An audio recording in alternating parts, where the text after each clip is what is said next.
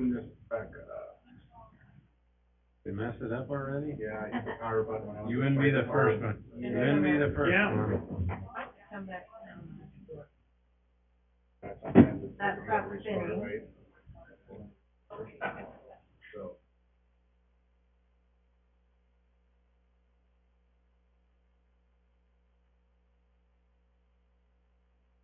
Did you text him? You did, might as well get it rolling. Now we're missing Zach.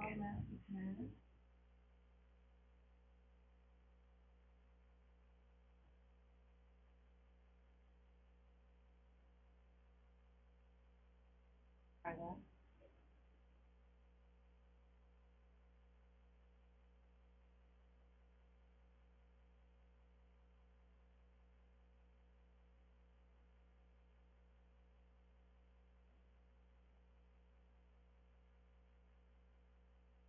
Actually, it should in here, yeah. It shouldn't need that.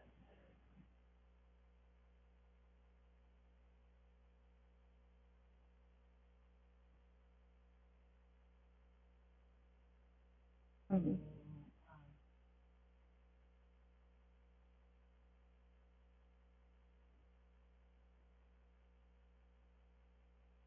You have a guy that knows what he's doing. Yeah. I might.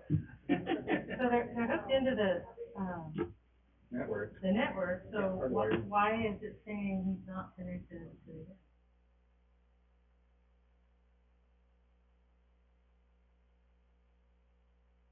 Like, what? Although it would make sense for him to not be connected to Wi-Fi if this is working. Is it connected to the Wi-Fi? Yeah, if you can. So click the Como AP line, and then just click connect automatically. As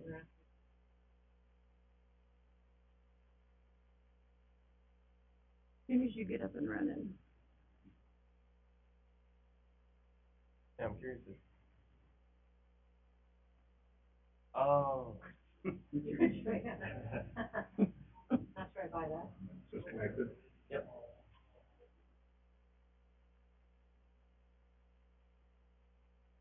Okay.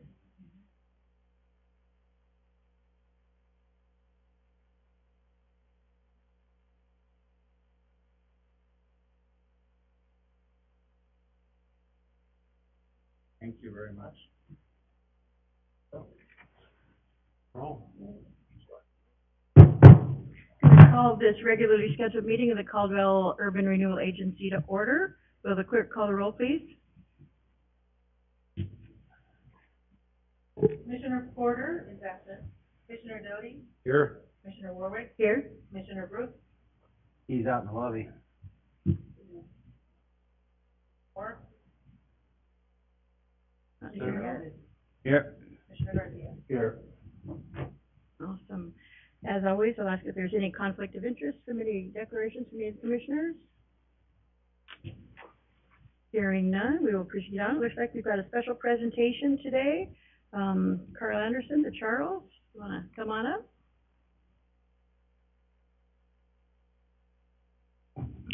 Thank you for having me today. I'm with AG Land and Development. I have my partner, Connor Gray, attending with me. Connor's a graduate of Boise State University, former Marine. Myself, I'm a College of Idaho grad.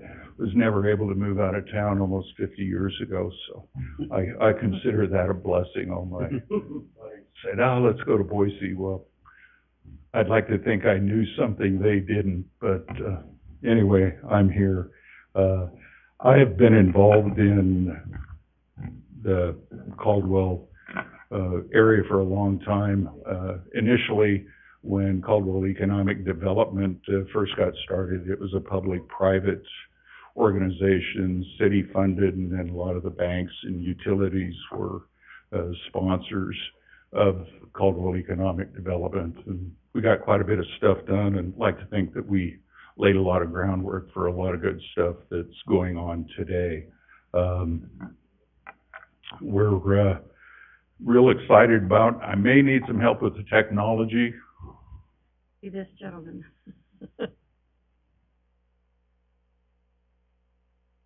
There we go. Did you do that? Thank you. The Charles at Karcher is a multifaceted development consisting of commercial, rental housing, and single-family housing and apartments. It's a 107-acre project.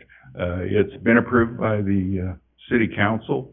Our goal today is to visit about and throw out the idea of a public-private partnership with Urban Renewal Committee in the city of Caldwell.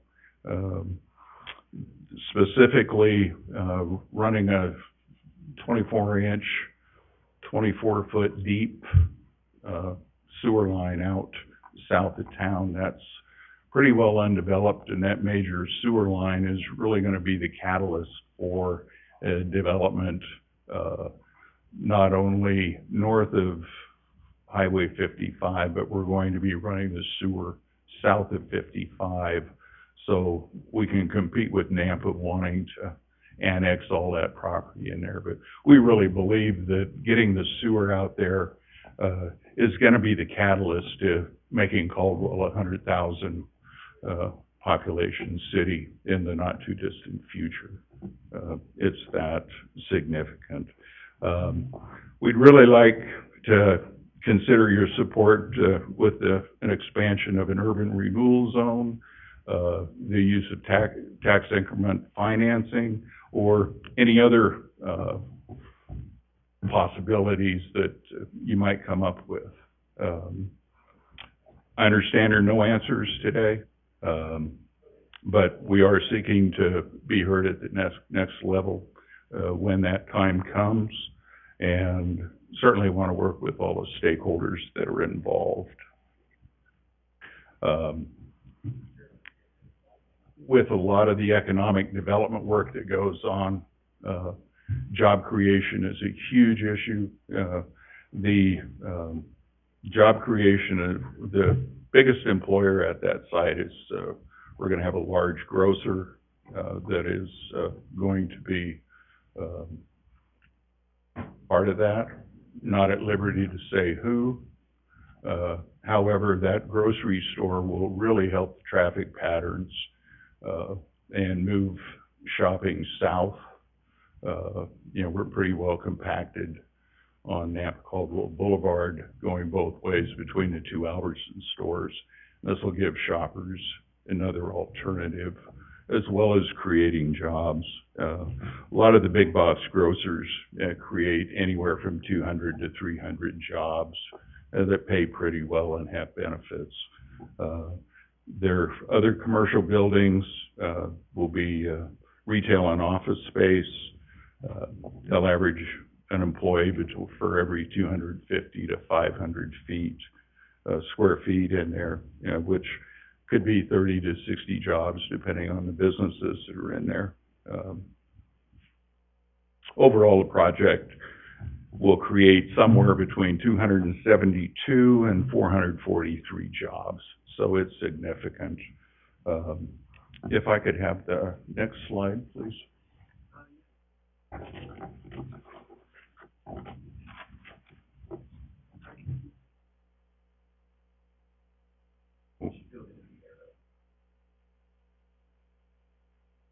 A little too much. Anyway, that's the project overview. The sewer line actually starts at the intersection of Homedale Road and Indiana, and it will run about a half mile east on Homedale Road, and then it will go south through the intersection of Lake and Karcher Road, and it'll terminate about 200 feet south of Karcher Road. And the timing of this is good because I think everyone is fully aware of all the construction that's going to be going on with Highway 55, with both lanes, 2 lanes each direction as center turn lanes. So we'll be able to get in and get out and not have to tear up the road one more time as a frustration that usually happens.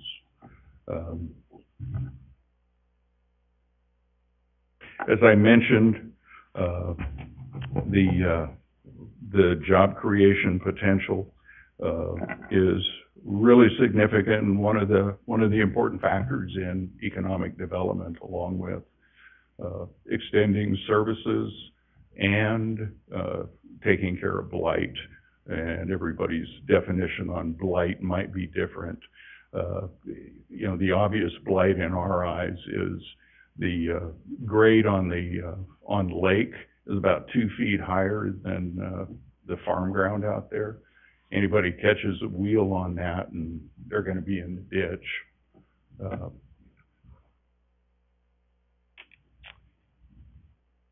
I'm going to move to the next slide. Those are renderings of what the grocery stores might look like with that. One of the other benefits of this project is we've got a site, 1.5 acres, that's going to be a joint use fire station with the city of Nampa. Now, with that fire station, there's going to be enough room at that 1.5 acres. We'd suggest that it's a dual use where not only City of Nampa and City of Caldwell Fire Department, but have a satellite police station out there, and or with the City of Nampa and or state police and or county. I mean, there's enough room to get some people out that way, and certainly help on your response times.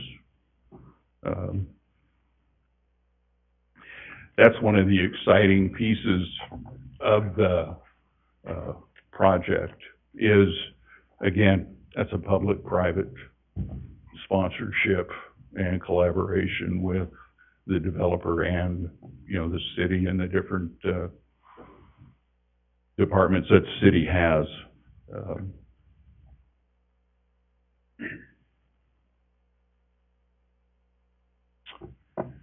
The infrastructure investment is not just sewer and water, but it's also the utilities, the traditional utilities of natural gas, power, all your Wi-Fi, all your cable out there, as well as improving the roads where you've got curb, gutter, sidewalk, and you've got a safe place for pedestrians to be. That's quite critical in any area. You know, with that infrastructure, you know, the long-term benefits of the utilities and the utility hookups. I don't know if how many are aware, but the city receives 1% of Idaho Power's revenue in the form of a franchise fee. There'll be significant incremental franchise fee money generated with that.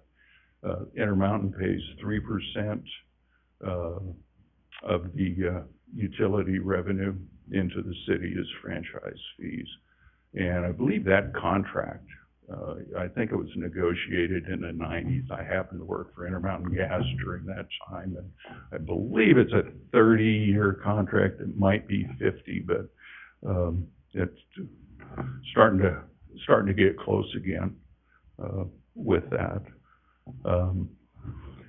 But we really believe that this project can really be a catalyst for that south end of Caldwell, and especially with the commercial structures, because there's a lot of rooftops, but there are no services out there, and we would like to capture much of the Caldwell business as we possibly can.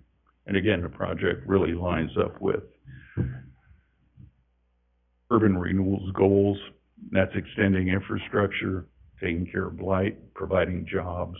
I mean, what we're doing falls right in line with your mission. And again, I visited about the economic impact. The sales tax revenue will be a nice increment. The city shares in proper sales tax revenue from the state. But we also view that project is once the sewer lines extended across Karcher, there's gonna be a lot of development, commercial development on both sides of the highway, and it'll further extend the opportunity for residential hookups out that way. So,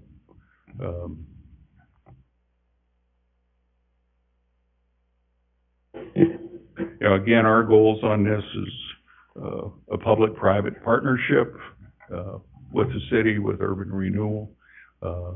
And again, we're looking to get some assistance in the funding of the infrastructure and eliminate blight. And with that, Connor and I'll stand for questions if you have any. Commissioners have any questions? I have just a couple. So I remember the development on the north side of Karcher. Are you saying the south side of Karcher is approved already as well? Yes. And how close are city water lines? How far are you talking about extending? City water is there. City water is there? Yeah, there's City 12 sewer inch, is- but the sewer is not. How far away is it? Do you know? It's about 1.2 miles. 1.2 miles. Yeah. Okay. And your thoughts is making this specific location a urban renewal allocation area on its own? Is that what you're? Or if you can line up anyone else with it, or use tax increment financing to help fund it, we're certainly open for any and all ideas on how we can proceed forward with this. Gotcha. But it will really be a catalyst for Caldwell. And the idea of being able to push traffic south and, you know, instead of all of the congestion on both 10th and Franklin on the freeway exits, it's gonna push it all toward Nampa at Karcher. And that's what the transportation department was looking to do, with creating the 2 lanes each way in that center turn lane. And there's already a light at Karcher, so ingress and egress that way is gonna be fairly easy. Sure.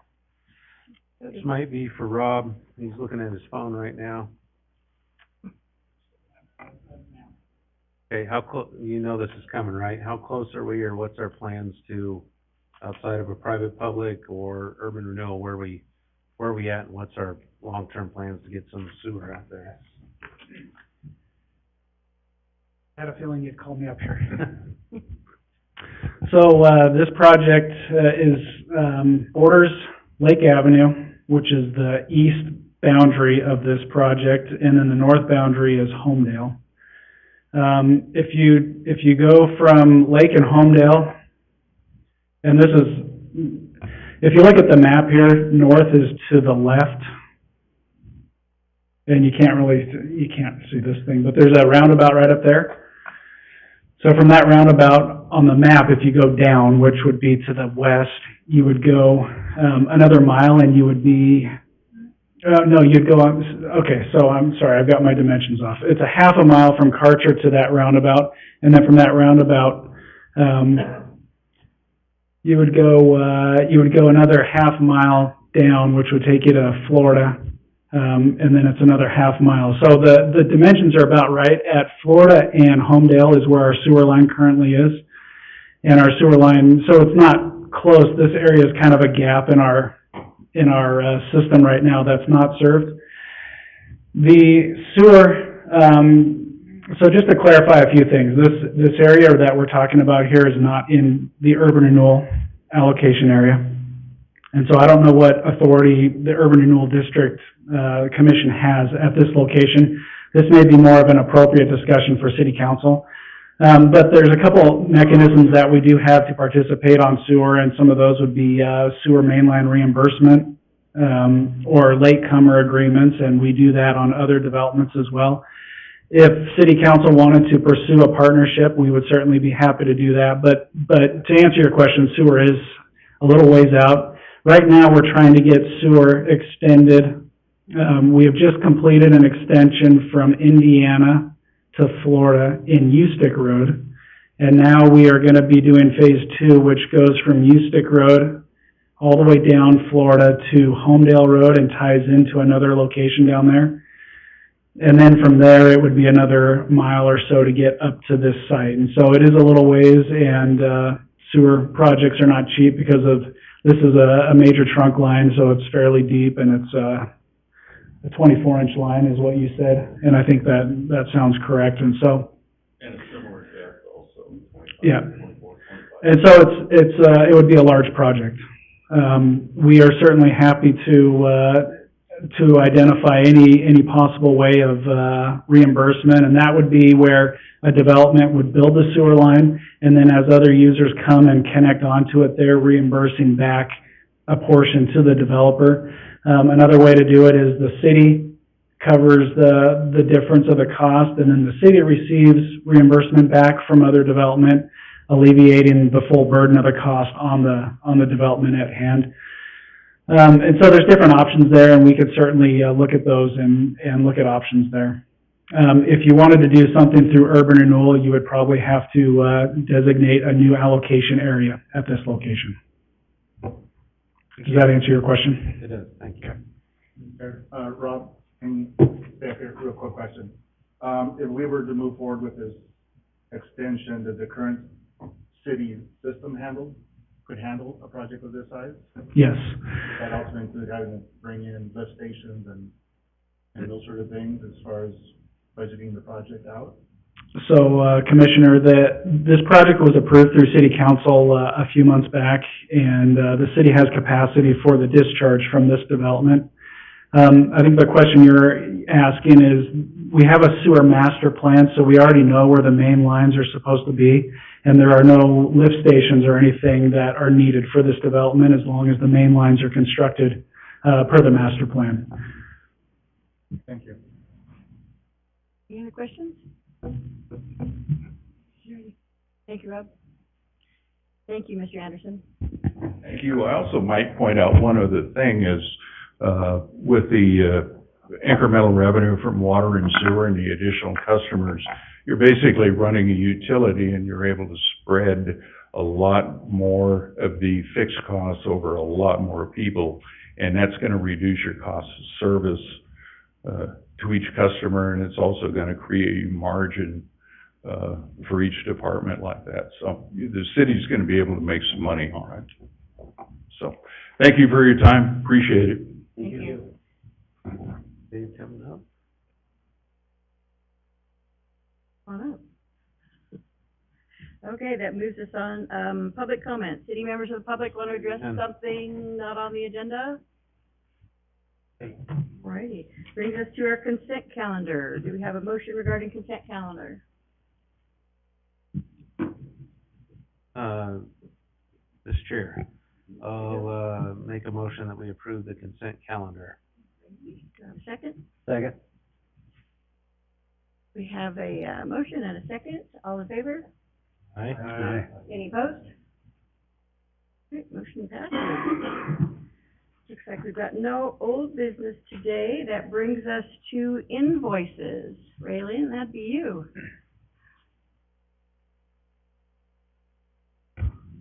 You get me really early today. We have a new staff accountant, so I apologize that the project numbers are not on here. She's in training, so we will remind her to put the project number on here. But, this seems really loud, so, the Fair Expo building is project number 4 on your project list, so just FYI on that.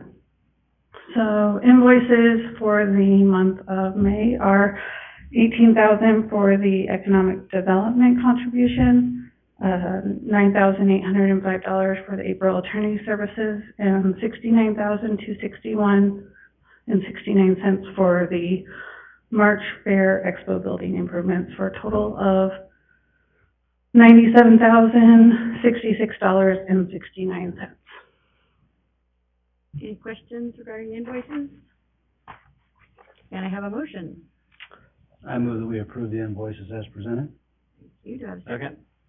We have a motion and a second. All in favor? Aye. Any opposed? Great, motion passes. Thanks, Mary Lynn. Treasurer report. Awesome. So, couple things. You'll see the interest again. Total interest this month, $23,131.82. Just as a point of clarification, and I'm waiting for some feedback on the attorney. So there's, of how we can spend those funds, if we can spend them in the north area or on operations, or if they have to be spent on the east area, where we can spend those. So I'm waiting for the attorney to answer that. So I just wanted to let the committee know. So, total amount that we have available currently is $14,352,004.98, and the Banner Bank, of that, $42,145.52 is from the north increment, and $343,949.63 is in operations. We also have some funds in the LGIP investment pool, where we did gain interest. And so total amount of cash available is $15,112,244.62. Come on, full.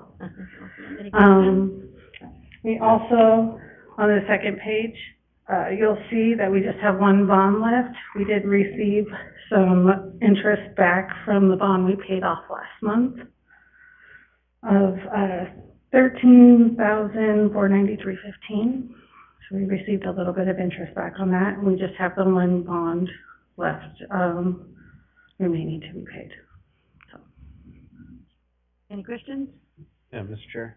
Uh-huh. So when you say we have that much in there, the 15 million or so, but a lot of that's allocated, correct, to projects? Essentially, all of it is encumbered to projects except for the north, the 42,000, and then the operations, the 343,000. Thank you. Raylan, I understand that we will receive one more payment in approximately June. Mm-hmm.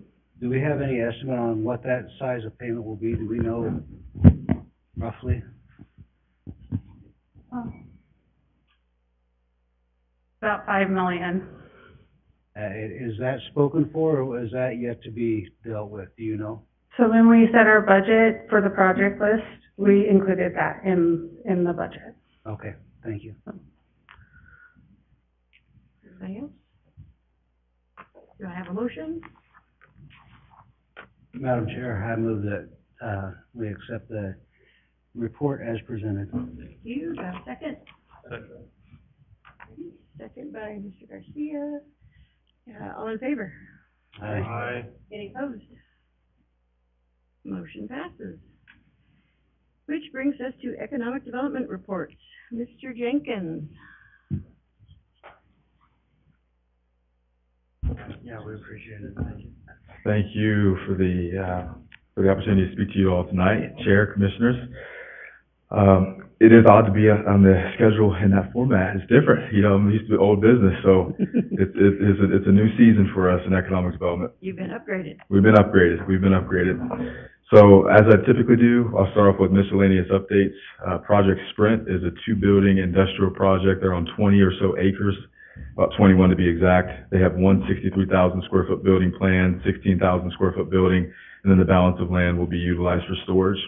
The project will create about 150 new jobs, and they need to be under construction rather quickly in Q1 of 2024. So we're working closely with them to make sure that that activity occurs. And then Skinnell Development, they submitted, this is the project that's on the Cleveland Boulevard and 43rd, on the vacant piece of ground out there. It's about 23 acres total, most of which will be industrial, the balance of it, so about 4 acres will be utilized for commercial on the front end there on the boulevard. They submitted for the development infrastructure package on that project. they're looking to get construction underway by this summer. They have about a 200,000 square foot development plan between two buildings. So really excited to see that come to fruition. This is their first project in the state of Idaho. And then St. Alphonsus, they have a 18-acre parcel that they purchased, just in East Caldwell. They are submitting plans within the next 30 to 45 days for a 60,000 square foot medical clinic. And they are, it's right on, the west side of I-84. Not used to hearing lightning in Idaho, so it kind of threw me off a little bit. Okay, so Nemo Arms, this is a group that is at 1906 Meade Parkway in Sky Ranch. They're looking to expand internally. They are also constructing a firing range outside the facility. So growth is imminent there, and they're really looking at investing pretty heavily in the city of Caldwell. Really excited about their plans coming to fruition. Project Richard, we have ongoing discussions with this developer. They primarily focus on multifamily. They have some hotel developments in their portfolio. It's a great group that we're excited to work with. Project Rust is an aeronautical project. They're focused on land near the airport. Fast-growing business within our region, outside the state of Idaho. They'll be back this month for a second site visit with their executive team. So we'll have them back in town and hopefully re-engage on a future project here in Caldwell. And then Project Bingle, this is a large grocer that is interested in our market. We're going to meet with them later this month. They're looking at properties in East Caldwell. And then Project Lansing, this is an industrial project in the Sky Ranch area on a few acres out there. They're looking at a 60,000 square foot building. They'll create about 20 new jobs. They've submitted for permits recently. So again, new project to the area. We're really excited to bring them into our market. Fat Guys Fresh Deli, they submitted for permits recently. They're under review. They're hoping to be open by this summer. They're going to go right in front of D&B in North Ranch. And then Prospector Point, this is a 23-acre parcel. It's right off of I-84 and Franklin Road. And this is a multifamily/commercial development, mixed-use development. They have secured funding for the project. They'll be under construction by this summer. First phase is going to be underway. It's about 200 or so units that'll be out there. So our I-84 visibility into Caldwell look a little different once that project gets underway. And then the former Popeyes building on the boulevard, this is right across from Walmart on Ustick. It's being improved for a national burrito chain. So excited to welcome that group into the city. When we can make that announcement, it'd be a good one for the area. And then Project Grizzly, this is going into North Caldwell now. They've secured access to the property. They're looking to close on the property very soon. So that plans are still underway for that one. Project Cardinal, multifamily project considering North Caldwell. They're on 12 or so acres. The project's looking to add more workforce housing to our residential stock, and they're looking at supporting the industry that's anticipated to grow around the area. And then Project Buckeyes, they're interested in Caldwell. They're out of the Midwest. We met with them last month for a site visit and had a great interaction with them. They're having trouble finding applicable sites. They have some transportation needs that are currently being met by the sites that they've identified. So they've extended their search into Nampa.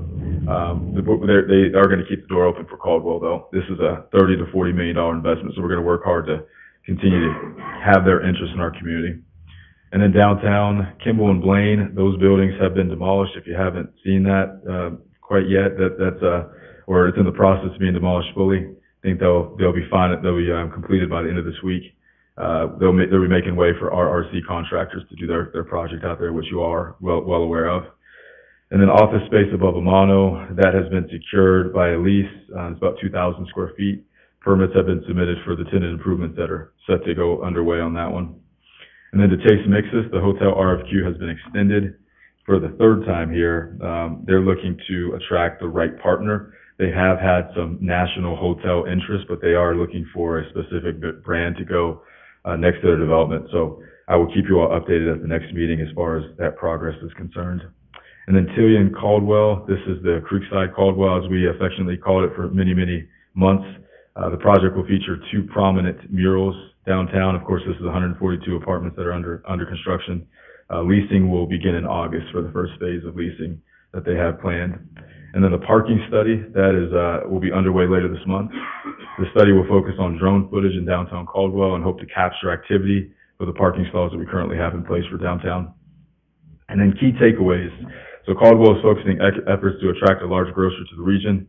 We've also focused on improved transportation within our city's main corridors. Multifamily interest remains strong, And then manufacturing projects continue to emerge, albeit cautiously. So it's moving a little slower than months previous, but it still is pretty steady in the city.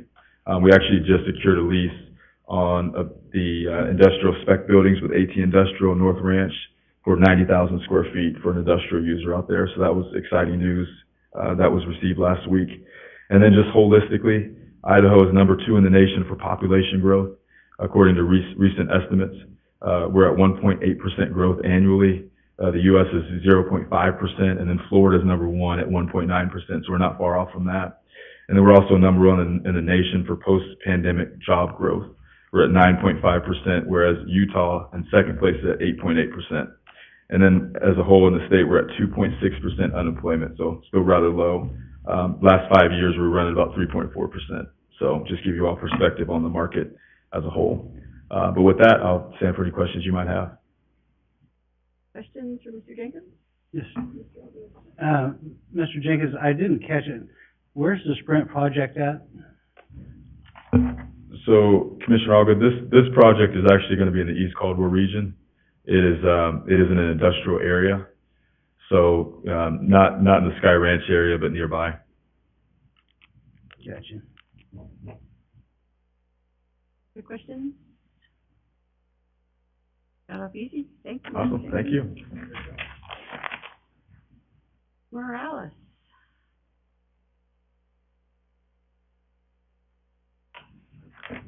Good evening, everyone. So I'm going to go ahead. Mine's not as lengthy as Stephen's this evening. So we'll start with downtown updates. Update on Project Care. They are still interested in Caldwell. They did find a site location in Meridian. However, they do want to offer their services in our community. So they have shifted their focus to build to suit. They did have a meeting with landowner last week, and hopefully that process will move forward. New projects, Project Community, assisting a business identifying property in downtown to lease or property to develop. This project brings about 73% of their guests from out of town, out of state, and from Ada County as well. So very robust project there. So we're hoping we can identify some space for them. Project Entrepreneur, I'm assisting a local entrepreneur identify space for their product. Their products currently offer at another Canyon County location. They're looking to expand in our community. Project Farm, seeking to offer their educational services to individuals in our community. They made me aware last week that they did find a location in Nampa. However, if that doesn't work out for them, of course, they'll look at our market. Project Flight, assisting a local business who's seeking to relocate their current business. They currently operate in our downtown. They are just needing an additional location. Project Affordable, assisting local business fill their vacant space. They're currently in downtown, and so a lot of spaces in downtown are not very affordable, so I don't foresee this space being vacant for too long. Couple of downtown ribbon cuttings. This weekend, we'll have the Wild Lily Boutique, the retail clothing shop inside the Oaks Brothers. They're having their grand opening. If you all can make it, that'd be great. And then just ending with downtown events. Last month, we had the Caldwell Culinary students take a tour of our downtown. They were funded by the Workforce Development Council at about $1,000 for them to learn more about economic development in our downtown, specifically tied to culinary arts. We did have the mayor there, Stephen, a few others from our city hall that participated in this event. We also had a chef panel, Chef Ott from Chop Shop, Chef Almadia from Amano, and Chef Connor from the sushi place, and they all did an amazing job. The hope is that we keep these students here in our community, working, being a part of that workforce, or they become entrepreneurs. So that's the ultimate goal of that project. And then finally, downtown tour. We have a scheduled tour for economic development to show anyone in our community, give them a walking tour of the new developments that will be taking place here in the near future. So far, we've had 5 people that have reached out to participate in this tour. So that's the hope through this tour, is that the community is aware of the many projects that are happening in our downtown, in case they have any questions. And that is my report, and I'll stand for any questions. Any questions, Morales? All right, thank you. All right, thank you. righty, we'll move on to our attorney reports. Mr. Waterman.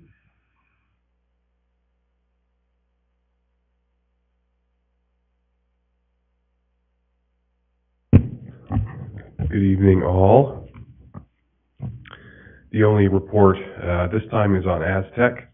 Mr. Hilty had a phone conversation with Ann Kunkel, Aztec's attorney, today at 1:30. As you're aware, there was delay resulting from uncertainty about where a particular Idaho Power pad would be located on the property. At this point, that's been resolved. So Mark asked that I communicate that he's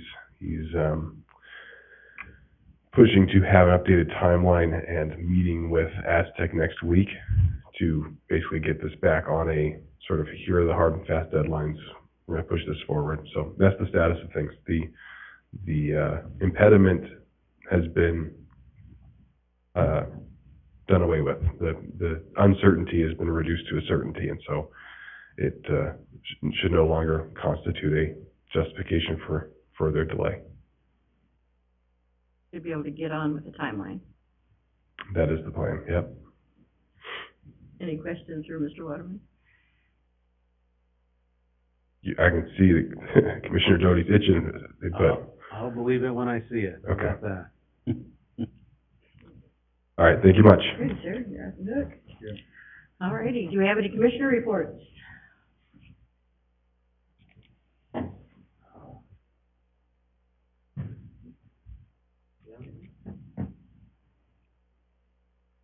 No? Chairman report? I don't think I have a thing. I haven't been chairman long enough to formulate a report, so. 41 minutes. Yeah, there you go, there you go. All righty. Mr. Waterman, what was the determination on our executive session?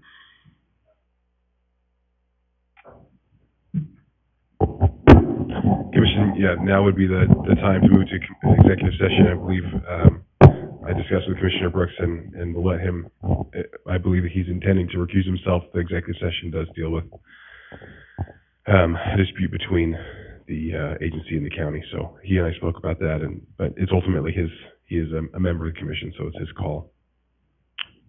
Yeah, Madam Chair, members of the committee, or board, I am gonna recuse myself.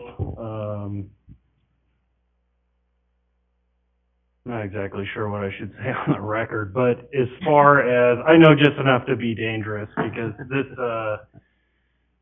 this topic, that I was informed about, I thought was put to rest, but the information that I received, earlier this evening apparently, indicates that it is not. So I guess I will stay out of the executive session, but I would request that the board, some way or some manner, before proceeding, would maybe have a joint meeting with the other entity that I'm also a part of, because I think we can come to a swift conclusion of the matter. Thank you, sir. Yeah. All righty, so can I have a motion to adjourn to executive session? Madam Chair, So moved? I have to read it. Okay. I move that pursuant to Idaho Code Section 74-206, subsection 1, parentheses F, we move into executive